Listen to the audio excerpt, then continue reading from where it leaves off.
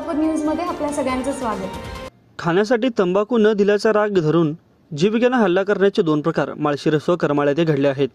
या दोन्ही घटनांची नोंद करून पोलिसांनी संबंधित हल्लेखोरांविरुद्ध गुन्हे दाखल केले असून माळशिरस तालुक्यातील मोरूची गावात खाण्यासाठी तंबाखू दिली नाही म्हणून दोघा जणांनी उमाजी जाधव या तरुणावर सशस्त्र जीवघेणा हल्ला केला। या प्रकरणी सचिन पांडुरंग खिलारे व वर्ष 26 आणि ऋत्विक बाळू जगताप वर्ष 25 दोघे राहणार मोरूची या दोघांची नावे आरोपी म्हणून निष्पन्न झाली असून त्यांना अटकही करण्यात आले आहे। जखमी उमाजी जाधव हा गावामध्ये मोरजई मंदिराजवळ सायंकाळी बसला होता। सचिन खिलारे व ऋत्विक जगताप यांनी त्यास खाण्यासाठी तंबाखू मागितली। तंबाखू नसल्याने त्याने ती दिली नाही, त्यामुळे त्या दोघांना अपमान वाटून घेत त्यांनी त्याच्यावर जोरदार हल्ला केला। त्यामध्ये डोक्यावर हातापायावर जबर हल्ला करून त्यास जीवे ठार मारण्याचा प्रयत्न केल्यानंतर दोघ्याही हल्लेखोरांनी तिथून पळ काढला। नातेपुते पोलीस ठाण्यामध्ये या घटनेची नोंद करण्यात आली असून या घटनेचा अधिक तपास पोलीस करत आहेत।